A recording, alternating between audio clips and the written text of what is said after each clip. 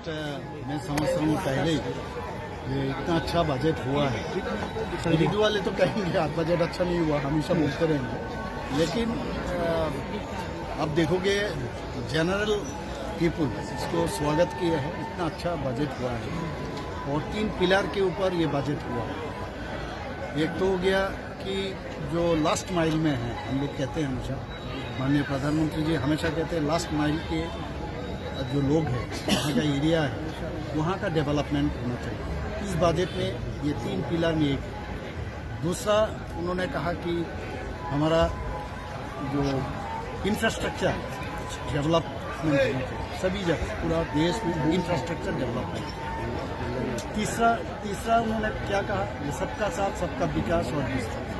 ये 3 पिलर के ऊपर आप देखोगे जितना फैसिलिटीज़ दिया है। आपने पूछा भी कि जो बुद्धिस्ट सर्किट का जो बात कर, अब ये अरुणाचल प्रदेश, उसके बाद आसाम, उसके बाद सिक्किम, मणिपुर और त्रिपुरा, ये जो स्टेट है उसको लेके एक सर्किट बनाया। उसको देखोगे आप कितना फ़ायदा होगा। आप देखोगे जो खास करके जो पर्यटक जो है, जो टूरिस्ट है, ये सर्किट में घूमता रहेगा, एक जगह नहीं जा सकते, सभी जगह में आएंगे तब जाके।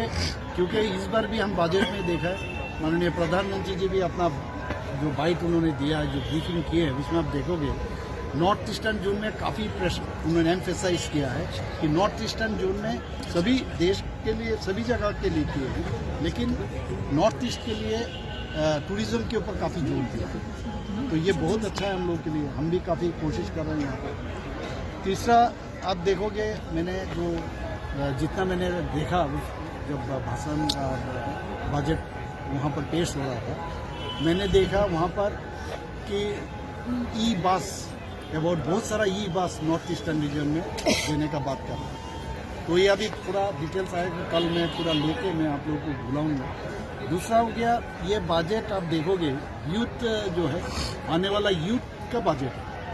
और जो हमेशा कहते हैं कृषक हमारे लिए बहुत ज़रूरी है, यूथ कृषक माने फार्मर्स के लिए बहुत सारा आप देखोगे, बहुत सारा चीज़ वो डेवलप करने के जा रहे हैं, उसमें काफ़ी एम्फेसाइज किया है। और महिला के लिए भी बहुत एम्फेसाइज किया है। और आप देखोगे जो एमएसएमई में काफ़ी उसमें इस बजट में काफ़ी चर्चा हुआ है और बजट में काफ़ी जोर उसमें दिया है। और बाकी बहुत सारा चीज़ में आप जहाँ भी देखोगे, हेल्थ में देखोगे, हेल्थ सेक्टर में देखोगे, उसके बाद आप रोडवेज में देखोगे, बहुत सारा कनेक्टिविटी और हाई स्पीड ट्रेन, ये सब हर चीज़ में आप देखोगे उसमें काफ़ी जोर दिया। मैं इसलिए माननीय प्रधानमंत्री जी को मैं धन्यवाद देना चाहता हूँ, ये उनका जो सोच है और उनका सोच के हिसाब से माननीय वित्त मंत्री जी सीतारामन जी जिस तरह बजट पेश किया, मैं समझता हूँ ये आने वाले दिन 2030 या 2030 के अंदर उसका रिजल्ट मिलेगा। और 2047 में विकसित भारत जो माननीय प्रधानमंत्री जी टारगेट दिया, विकसित भारत होना ही होना। কি বলবো, ওনাদের সময় যদি এত ভালো হতো তাহলে প্রধানমন্ত্রীজির সকাল 6টার থেকে রাত্রে 12টা 1টা অবধি কাজ করতে হতো, ঠিক না? এখন তো আমাদের পরিশ্রম করতে হয় অনেক বেশি। কেউ যদি আগে কিছু করে যেত, পূর্বপুরুষরা যদি করে যেত তাহলে তো অনেক সুবিধা হয়। এটা তো মানে ফিজিওলজি এটা। ওনাদের কি বলবো, ওনারা তো জানেন কি করেছেন আগে। ওনাদের সময় তো ঘোটালা ছাড়া আর কিছুই ছিল না, খালি স্ক্যামেরই তো ছিল। আমাদের কিছুদিন আগে হোম মিনিস্টার সাহেব কি বলেছেন, যে যখনই হেরে যান বলেন, কি বলেন উনি, যে ईवीएम खराब। तो उन्हीं बोलते मैं एक छोटा सा एक सुझाव दे देता हूँ और मुफ्त में मैं सुझाव दे रहा हूँ।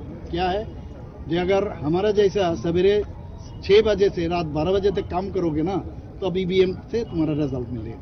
तुम लोग अपने बारे में खाली सोचते रहते हो, तो ईवीएम से कहाँ से रिजल्ट मिलेगा? तो इसीलिए আমি এই কথাটাই বলবো যে ওনারা বলার জন্য সেটা বলে, ওনারাও বুঝে যে দেশ কোথায় চলে যাচ্ছে। এখন আজকে 7%-এর উপরে জিডিপির গ্রোথ দেখাচ্ছে, টার্গেট এখন রাখা হচ্ছে 10%। একের পর এক যেভাবে টার্গেট রাখছে, আর যা এখন মানে একদিকে নিরাপত্তার দিক দিয়ে বলুন, আজকে দেশ কত ইন্ডিজিনাস মানে যে প্রোডাক্টস এখন ভারতবর্ষেই হচ্ছে, এখন সব রাজ্যে রাজ্যে আমরা ইন্ডিজিনাস আমরা বলছি। যে মাননীয় প্রধানমন্ত্রী কি বলছেন, যে ভোকাল ফর লোকাল, যে ওয়ান ডিস্ট্রিক্ট ওয়ান প্রোডাক্ট, এগুলো কোথায় ছিল এদের? ওনাদের সময় তো এগুলো ছিল না, কিছুই ছিল না।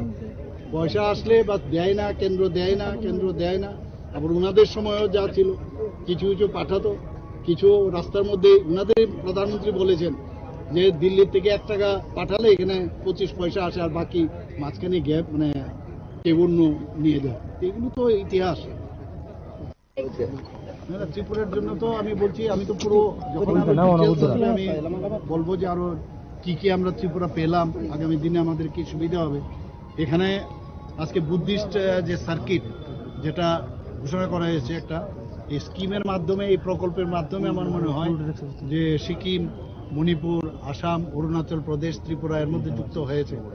এর মধ্যে বিশেষ করে পিলগ্রিমস যারা আছে ওরা কিন্তু এই মণিপুর, শুদ্ধ এই রাজ্যগুলো কিন্তু একসাথে যোগ হবে। এতে করে আমাদের যখনই পিলগ্রিমস আসবে, এই সার্কিটে মানুষ আসা যাওয়া করবে, অর্থনীতিও বাড়বে রাজ্যের, আর মানুষের কাজের সুবিধাও বাড়বে, পর্যটকরাও এখানে আসবে, ত্রিপুরা সম্পর্কেও জানবে।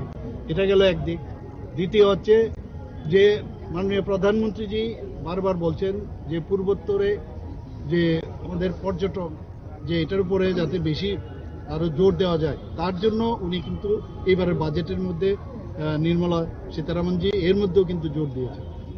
অত্যন্ত ভালো বাজেট হয়েছে ত্রিপুরার জন্য, নিশ্চয়ই এটা আরো ফলদায়ক হবে। এবং আমি আরো পুরো ডিটেলস দিয়ে কালকে আমি আপনাদের ডাকবো, আমি আশা করছি কালকে আমি ডাকবো, আর কালকে যদি না হয় তাহলে পরের দিন হবে। কিন্তু আপনাদের ডেকে আমি পুরো ডিটেলস নিয়ে, কারণ আজকে খালি এমনিতে দেখলাম, সব ডিটেলস তো পাওয়া যাবে না, ডিটেলস আসলে আপনাদের সামনে আমি সবকিছু আপনাদের গোচরে রাখবো। তারপরে যে বিরোধীরা শুরু থেকে বাজেট সম্পর্কে মতামত দিচ্ছেন জাতীয় স্তর এবং রাজ্য স্তরের ক্ষেত্রে, সার্বিকভাবে জনগণের উদ্দেশ্যে আপনার তরফে কি বার্তা থাকবে? ওনারা তো বলার আছে বলবে, কিন্তু আসলে তো যে যে কথাটা বারবার বলছেন মাননীয় প্রধানমন্ত্রীজি, বারবার বলছেন আমার কাছে 4টাই জাতপাতের রাজনীতি তো আমরা দেখেছি, যুবক, তারপর আপনার মহিলা, গরিব এবং কৃষক, এই 4 জাত, এই 4 জাতের উন্নয়নই মেন। এবং এইবারের বাজেটে কিন্তু 4 যে জাত আছে তাদেরই উন্নয়নের কথা বলছে। ওনারা তো এইভাবে কোনোদিন চিন্তা ভাবনা করেননি। আজকে যে 3টা পিলারের কথা বললাম আমি, ইনফ্রাস্ট্রাকচার, সবকা সাথ সবকা বিকাশ, তারপর আপনার প্রান্তিক এরিয়াতে তার উন্নয়ন, এবং প্রতিটা ঘরে উনি কি বলছেন, প্রতিটা ঘরে মানুষের যাতে আয় বৃদ্ধি হয় সেই ব্যবস্থা করছে।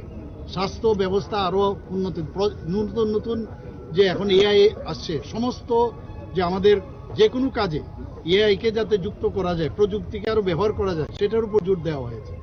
বিভিন্ন ব্যবস্থা আপনি দেখেছেন, বিভিন্ন জায়গায় আমরা দেখি, রোডওয়েজে হোক, আমাদের ট্রেনের স্পিড ট্রেনই হোক, সব বিষয়ে করিডোর বানাচ্ছেন একটু। আমি আশা করি এই বাজেটের এগেনস্টে বলার, অন্তত সাধারণ মানুষ বলবে না যে বাজেট খারাপ হয়েছে, খুবই ভালো হয়েছে। এবং এটা আমাদের জন্য আমি বলবো যে একটা কল্যাণমুখী একটা বাজেট, সাধারণ মানুষের এই ধরনের বাজেট এবার মাননীয় প্রধানমন্ত্রীজির নেতৃত্বে মাননীয় সীতারামনজি, নির্মলা সীতারামনজি আমাদের